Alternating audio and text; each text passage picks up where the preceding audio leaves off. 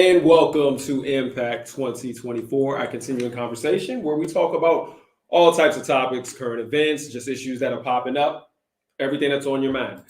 And we also have the opportunity for you, everyone who is watching, to participate. And that participation is through typing in your questions and your comments into the comment section. And so you look, get your opinions heard. If you have an opinion to add, please feel free to type it in. If you have a question or a comment that you want to make, please feel free to type it in. And so, as always, we jump into these topics and we have this discussion, and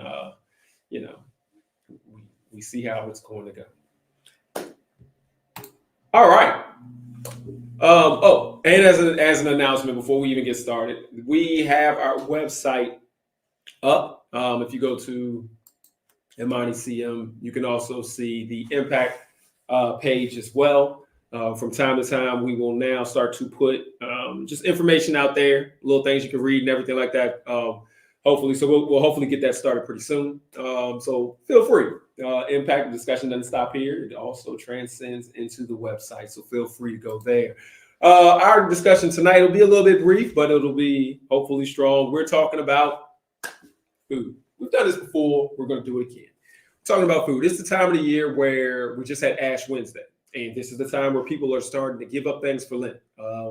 They're fasting. They're fasting food. And so people are doing things like, I'm not going to eat candy. I'm not going to eat any red meat. I'm not going to eat any meat at all. I'm not going to do this, or I'm not going to do that, or I'm going to have a different type of diet. I'm going to have one of the more popular things that they talk about, the Mediterranean diet, or I'm not going to eat, I'm just going to eat a certain way where I'm only going to eat healthy things and fruits and vegetables, or I'm going to do a smoothie every morning, or I'm not going to eat breakfast, or whatever you're going to do. It's a bunch of different possibilities and ways that people try to make up fasting for Lent or fasting in general. And so it's a concentration on food. Now, I would be wrong to sit here and tell you that I knew all about the health benefits of everything. I don't. But there are some health benefits of doing these different type of diets. They always talk about the Daniel fast or this diet or that diet. We talk about lowering our blood pressure, lowering our amount of sugar that we take in and their intake. Feeling better, getting rid of some of that salt. So there are benefits to these different things. This is not about fasting, so we're not really talking about fasting. What we are talking about, though, is food.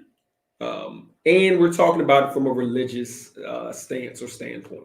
In a sense of, all right, is there a value, or is there that belief that we should be eating a certain way as Christians? So we have different types of people now. People who are vegetarians. We've always had those. We have people who are pescatarian. Well, vegetarians. Let's go back to that. Don't eat meat. Don't eat vegetables and things like that. Pescatarians, they don't eat red meat per se. They'll eat vegetables, and then they'll eat fish, seafood. And then we have people who are, there's a bunch of different other ones. I don't know all of them. Researched a little of them. The last one is people who don't eat gluten. I don't know what that is, but there's people who don't eat that.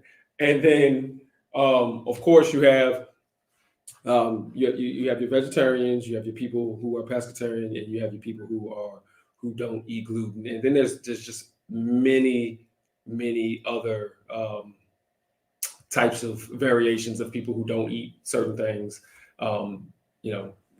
Depending on what animal or how many animals, or if anything can come from animals, and all of this type of stuff. Don't eat pork, whatever. And so we talk about what's the importance, or the importance of food, or the importance of knowing or having a specific diet or not eating things. You look at different cultures. We look at the cultures in the Pacific when we're looking at places like Korea, Japan, Vietnam, other places like that, where they're high in rices and fresh fish and things like that. And we look at their lifespans and all that kind of good stuff. All right. But now we're talking more about, from a religious standpoint, is there a responsibility to eat certain foods and not eat others? Based on what you look at in the Bible, or based on what part you're going to, there are parts that talk about pork. They talk about animals with hooves. There are different parts that, talking about pulling back the veil and being able to eat all animals and all things. There are parts where we're really getting to more of the Jewish way of eating, where you're talking about kosher foods versus non-kosher foods. And so as Christians, people sit back and we can think about, well, what kind of foods can we eat? Do you believe that we can eat everything? Everything, as long as we pray before we eat, as long as it's blessed by God, as long as we sit back and we say, I'm thankful for what it is, can we eat everything? Can we partake in everything? Or is there a responsibility to make sure that we eat a certain way? Is there a responsibility to make sure that we take care of our bodies in a certain way? Are we being responsible to our faith if we just go out here and we eat whatever? So there is a responsibility of, do you think you can eat all things? Well, of course, I'll tell you what I believe. I do believe you can eat everything. God put on this earth, cook and eat, do what you want. As the word says, now what goes in to your body, which it makes it bad, is what comes out.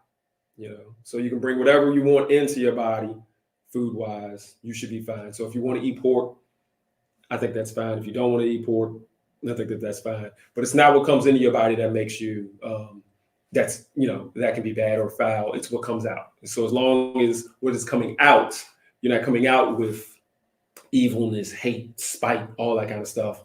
It's what comes out is what's important, not what goes in. So I believe on that standpoint. But then there's the other standpoint of, should we be watching how we eat because our body is our temple, as people say? Do you believe that there is a responsibility to eat healthy, or responsibility to take care of yourself as a Christian, because your body is your temple? This body is on loan. It comes from God.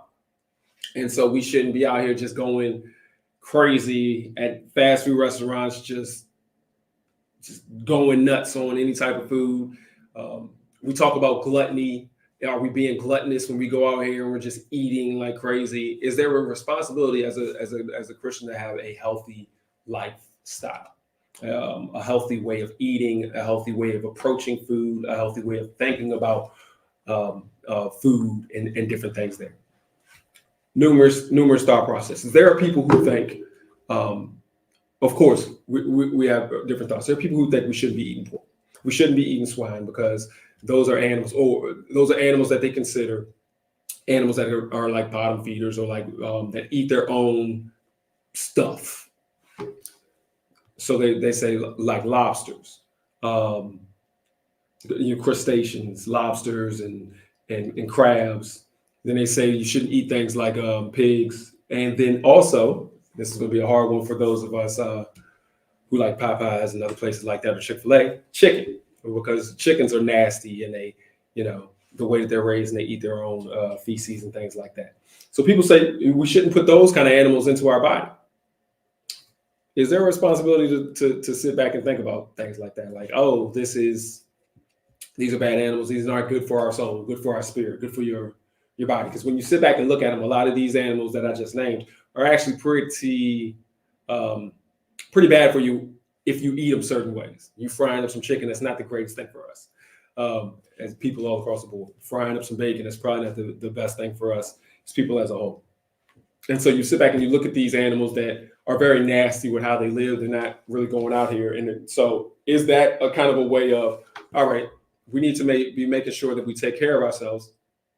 And also we need to make sure that when you eat animals that are doing nasty things, those are the actual animals that affect your body in bad ways.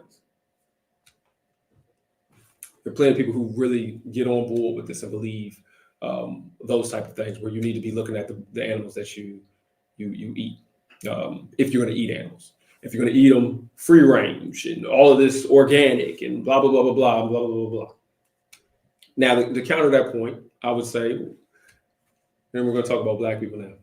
From our historical standpoint, when you look at our history and who we are and what we were able to eat, here, African Americans here in the United States, we were given the bottom of the barrel.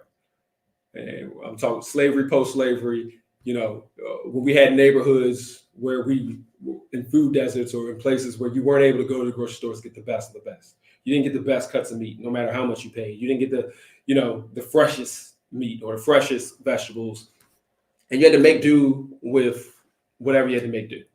Um, there's some references back to the fact that for us, that's one of the reasons that our soul food, is so heavily seasoned, because we didn't have the best. We had we didn't have the nice greens. We had the collard greens. We didn't have mustard greens and turnip greens. We had collard greens. So we had to season those a little bit more. We didn't have the best meat. We had so we had to season that a little bit more. That's why we eating things like chitlins and eating things like cow tongue or pig tongue or the birds, different parts of the birds that other people don't eat, the beaks and the feet and everything like that. And so we had to season them more. And so that additional seasoning goes to our health. And so for us, we had those. However, you look at your grandparents, your great grandparents, and you look at the longevity that they were able to have. Many who ate, some pork bacon every single morning for their lives, and then lived into be their 90s or 100s, or even, deep into the 100s, deep like 105, something like that. And you sit back and we say, well, if I look at the word and I think that I need to take care of my temple, and I don't think that they were taking care of their temple because they're eating these animals that they're not supposed to eat, or they're seasoning stuff a little strong, a little heavy. They're using natural butter instead of using vegetable oil, and it's just a lot of salt and all of this kind of stuff. Then why did they live so long? And so is it that God was just taking care of us because that's what we had to have? Or is it, maybe this whole food thing and this obsession that we kind of have with food isn't as important as it needs to be? Does it go back to the whole, eat whatever you want to eat, bless it, eat it, God will take care of you. There's people on both sides of the equation. Hold on, we have a comment. Much of the foods we eat today have so many additives, and there we go. And that's a new wrinkle into it as well. When we're talking about our health, and we're talking about eating, so no longer is it just, all right, don't eat these animals or don't eat this particular type of food because it's, it's a bad animal or bad food. Everything has additives. Everything has hormones. Everything's injected with things, whether it be vegetables or whether it be meat. And so that goes to the whole question, not even the question, that goes to the conversation of when people are then talking about you need to make your own. How many friends do you know, or I have friends as well who raise their own chickens and try to do eggs and things like that. Everyone has a garden nowadays where they can produce their own food. And this is not even an economic conversation, because there's some value there when it comes to spending a lot of money at the grocery store. But should we be taking care of ourselves in a different light? Is there kind of a responsibility, or is there kind of a edict to make sure that we eat healthy? I'm going to say no. Since we don't have any comments, I'm going to say no. And the reason I'm going to say no is this. As we talked about some of our, ancestors or some of our relatives who we know that lived a long time. I think it's about more than what are you eating. It's more about what you're doing. I don't think the responsibility is to upkeep their temple by not eating fried chicken or not eating, a nice pork bacon sandwich or anything like that. I think the responsibility is stay healthy, stay active, stay moving, stay doing these things. And I do believe that God said, whatever we want to eat, as it was shown, you pull back the veil. Everything is good. I do think it's more important about what comes out of your body than what goes into your body. And I think that actually that longevity comes about what comes out of your body versus what comes in your body. I don't know about everyone else, but when I look at the people who lived the longest in my family, it wasn't people who sat around and did nothing. They were producing. Things were coming out. Whether it being they were guiding the future generations with the words and the thoughts that were coming out of their body. And I think those are the things that give you that longevity. Those are the things that keep you healthy. And those are the things that, if we want to talk about our temple, honor our temple. And so I do believe that there's not so much a responsibility to take care of yourself in the sense of, all right, there's no religious responsibility to your food. And I know that's contrary, because there's a lot of people who are into that right now, when it comes to a responsibility. You got to eat certain ways because of all the acids, because of all the things. And then there's medicines that that you're taking. And if you ate right, you wouldn't have to eat all these medicines, whatever. There's value in that. There's definitely value in that. But I don't think it's religious responsibility. What I do believe is that you have a responsibility to eat healthy for yourself. But from our religion, I think that it's more of the responsibility of what comes out of your mouth, not what goes into your mouth. I don't. Hopefully, I'm saying that right, where you understand. Like I'm saying, because I want to be healthy, and I want to eat healthy, and I want to eat right, and I don't want all these additives in myself or my kids or anybody in my family. But I don't think it's I don't think that it is a religious responsibility to do that. I think that is a personal responsibility to do that. Another question: What the Health? Great information show on Netflix. Yes. And I think we also have the responsibility there to get that information. And thank you for that comment. What the Health? And there's also another one, and I can't think of the name of it, but it's about when they brought some people on who were twins, and we're doing I don't think this was the Health. I think that's a different one. But they brought twins on, and they were doing the health and eating. But yeah, I think it's a responsibility for us to know what we're eating, to be informed, to know what's going on. And that is for our families and our health and our responsibility. If we're going to be able to be out here doing great things, which we all should do and want to do, then we have to put in the proper ingredients into our bodies to be able to do so. So I think it's very, very important. I think it's very, very important to take care of ourselves. Very important to watch what we eat. Very important when we have the opportunity to eat, things that are, things that are healthier. If you have the money, because unfortunately it's about money. The more money you spend, the healthier you can get your food. You go into a nice restaurant, steak restaurant, you're going to get a nice cut of steak with all the fat cut off, and it's going to be slim and, no antibiotics, grass fed and farm raised, and you're going to pay a bunch of money for that steak. You go over to Golden Corral and you're going to get some nice steak, but it ain't going to be farm raised and blah, blah, blah, blah, blah. It's going to be just, some animal that just they got. It's going to taste good because Golden Corral does taste good, but it's not going to be the quality. But quality comes with the amount of money that you pay. Unfortunately, if you don't have a lot of money, you're not going to be able to eat right regardless. It's hard to buy fresh fruits when you don't have the money to do so. I can't shop at Whole Foods on a consistent basis. Like I wouldn't be able to do it. And so I think that, we do have the responsibility though, to know what we're eating, take care of ourselves so that we can have the energy to do the things that we need to do. It's hard to be able to go out here and take time with kids when you don't have the energy to do so because you're eating foods that are just going to bring you down and weigh you down. It's hard to be able to take care of your family or you be able to participate in different events, different charities. It's hard to be able to have the energy to work hard and to be able to get money so that you can donate it around if you don't have the energy and the ability to do so because that food is weighing you down. So I do think,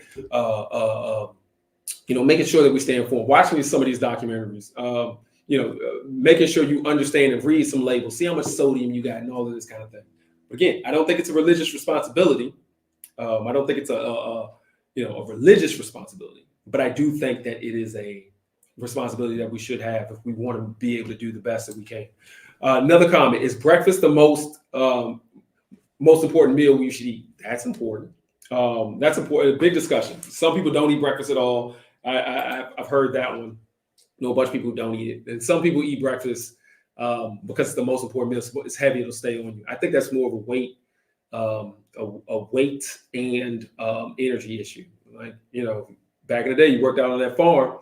Yeah, you had to have that breakfast in the morning, I believe, to be able to make it through the day. You're not going to make it to lunch if you didn't eat a nice and hearty breakfast. So it becomes the most important meal for that. If you're sitting in the office all day, you ain't doing nothing that's burning no calories anyway. I don't know whether or not you have to eat it.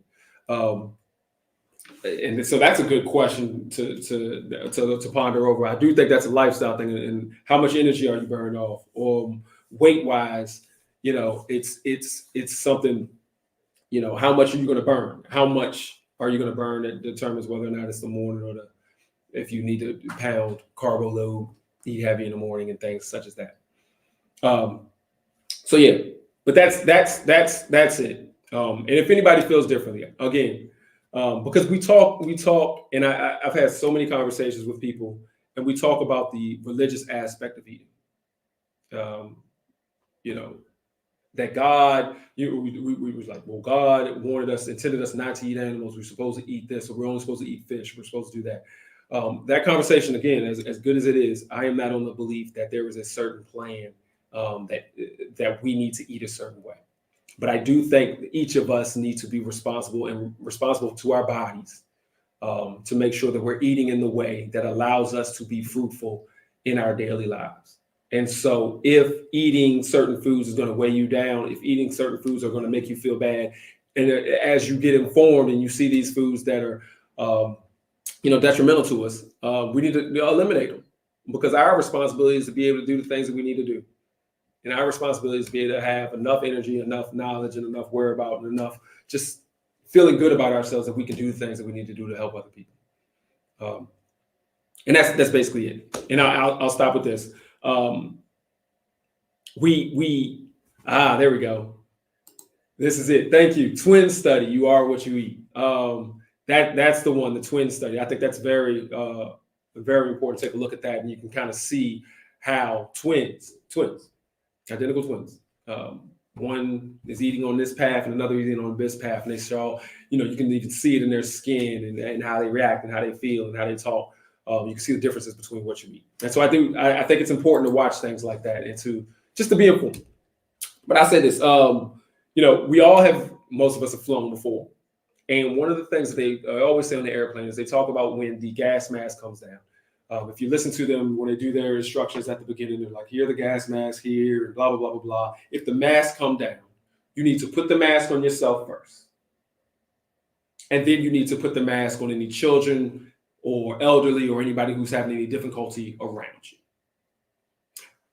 And I think that's important, because we don't pay attention to what that is. If you don't put the mask on yourself first and you're trying to help one child, you could pass out trying to help the child, never get the mask on the child. Or maybe you did get the mask on the child, but you have another one right here. Once you get that mask on yourself, you can help multiple other people get their mask on as well. I think that's where it comes down to with the food. Sometimes I think we need to take care of ourselves and our temple and our body, whatever that means, so that we can then go out and help others and do the work, whatever the work is. But you can't do it if you're not taking care of yourself. And so whatever definition of taking care of yourself, whether it be vegetarian, whether it be vegan, whether it be pescatarian, whether it be somebody who eats breakfast in the morning, doesn't eat breakfast in the morning, makes a smoothie every day, whatever that means, you have a responsibility to yourself, your family, and your faith to take care of your health when it comes to the food. And so that's where I come in at. I don't care what you do. And hopefully people don't care what I do, as long as I'm taking a serious and an honest look at what it is that I'm doing and making sure that I take care of myself with what goes into my body so that I can produce what comes out of my body and it can be something good. All right. That's it. Thank everybody for the great comments. I hope that this conversation continues on, or it sparks some thought into you as far as what we're all doing when it comes to our health. Got another comment. In 1 Timothy 4, verse 4. For everything created by God is good, and nothing is to be rejected, provided it is received with thanksgiving. Yeah, and that goes right to the point. I think we can take whatever we want in. We can. We have the ability to take whatever we want in. You have the responsibility to determine what you want to put in. Because even though God has made everything good, it doesn't mean you got to take everything. All right. Thank you again. Please join us again next week. Same time, same place, YouTube and Facebook at 8. Thursday. If you want to come in for the Bible study on Thursdays at 7 o'clock. We have worship at 10 o'clock here on Sundays. And then, of course, on Tuesdays, 7 o'clock, we have prayer. You can pray anywhere in accordance with all of us. We're praying together. And we also have Impact. Thank you, everyone, for your comments. Thank you for coming. And please join us again.